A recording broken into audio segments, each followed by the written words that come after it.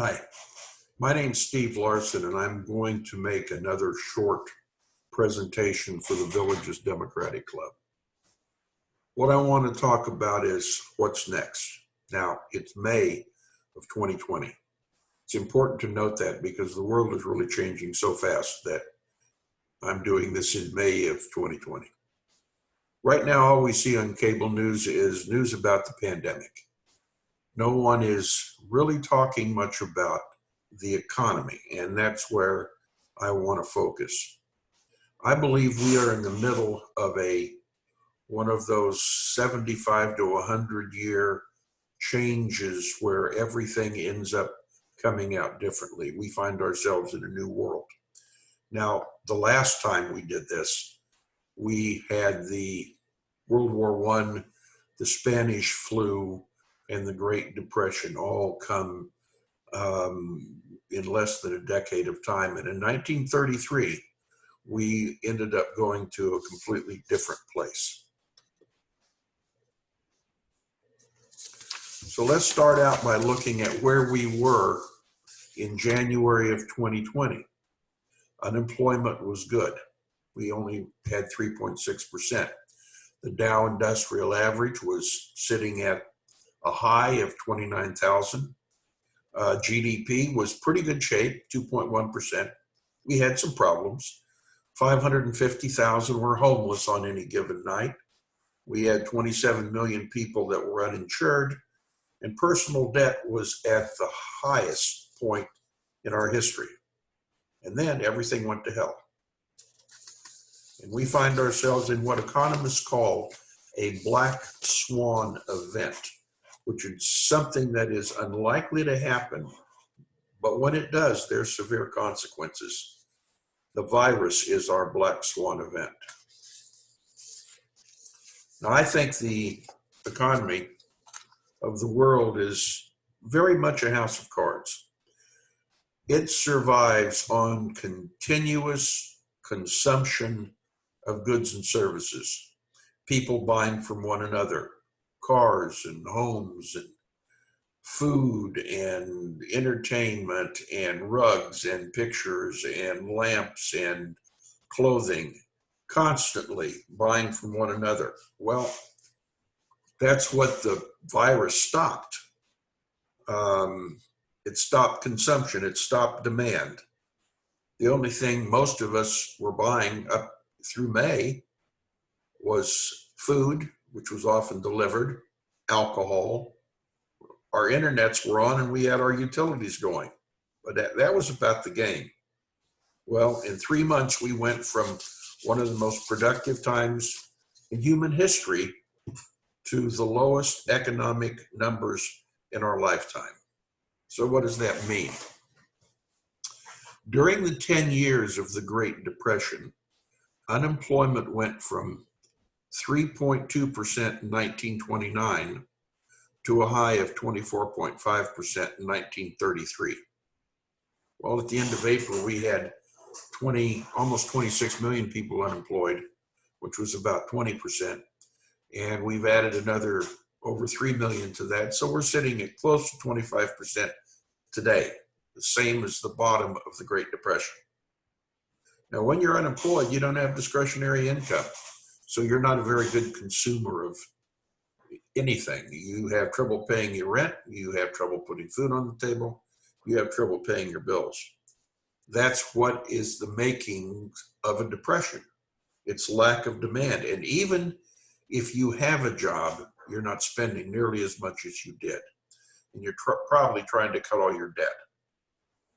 If you're a business person and don't have as many customers, you don't need as many employees. And this starts a vicious circle.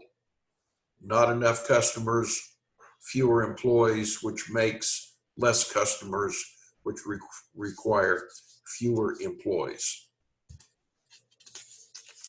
Now, what's America's plan? Well, our president, Mr. Trump, believes happy talk will work. He says it's time to show that America is the comeback kid, ready to unleash a miracle of economic rebirth.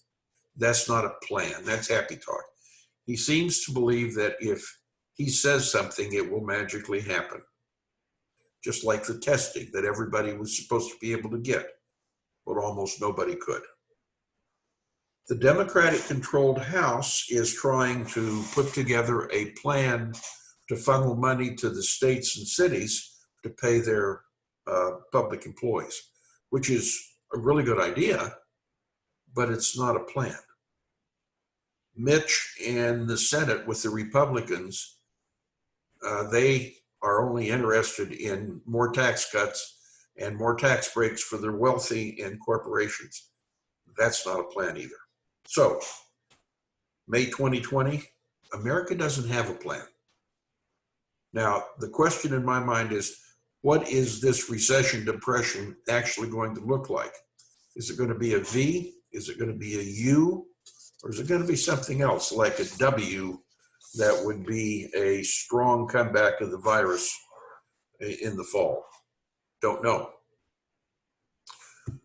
If you put a frog in a pan of lukewarm water and turn on the heat, the frog won't jump out. It will just heat up, cook, and die. America has been a little bit like the frog for a very long time. The changes have been gradual. The new jobs coming on have come on, but they're low-wage jobs. The American people have gone into more and more debt, reduced their expectations, and that's the way it's been for the last 40 years anyway. Well, we're going from a time when low expectations and receiving less, we're going from that time to having nothing at all. Very soon, tens of millions of our fellow citizens are going to have nothing at all. In 2020, at the beginning of the year, we had 20 million in the retail business, 20 million employees. We had 16 million in leisure, those industries, the hotel industries, hospitality. I want to read you an excerpt from The Atlantic that Derek Thompson wrote. Let me read this. We are entering a new evolutionary stage of retail in which big companies will get bigger, many mom and pop dreams will burst, chains will proliferate and flatten, and idiosyncrasies of many neighborhoods. More economic activity will flow into e-commerce, and restaurants will undergo a transition unlike anything the industry has experienced since Prohibition. Between 35 and 40 million jobs are at risk. And at the same time, we're headed into a jobless economy.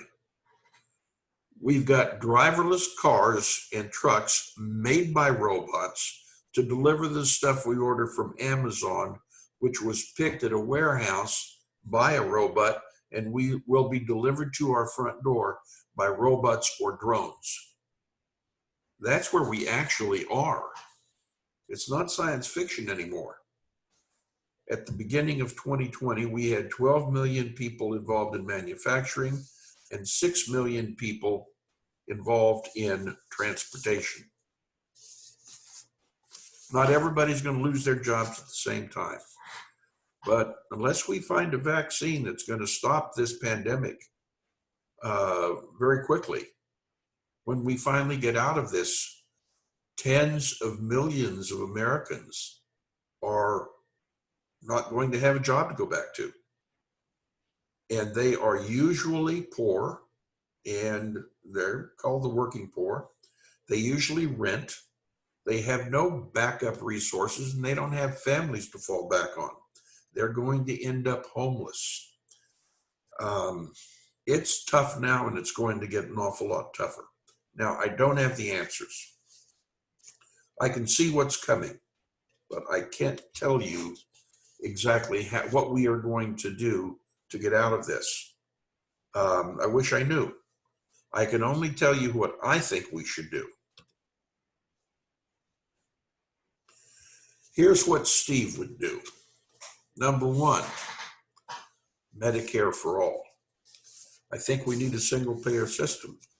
And if we don't get a single payer system, not only are we going to have potentially 100 million people with no health insurance, but we are also going to lose most of the hospitals. They simply will not be able to survive, won't have enough money to operate. Two, I'd allow people to declare bankruptcy for student debt, allow them to discharge it, because if we don't, we are literally going to stop tens of millions of people from ever getting their lives really started. I think we need to make college tuition free. We are in competition in this century with China and India. Um, and they educate their best and their brightest. America educates the children of rich people and people willing to accept crushing debt. It's not right, and it's not smart. I think we need to pay each citizen a universal basic income. Now, a lot of you will say that, yeah, but that's socialist. Well, it is socialist. However, a capitalist economy has to have customers, and wealth is created when currency flows between people. You have to find, this is a demand problem.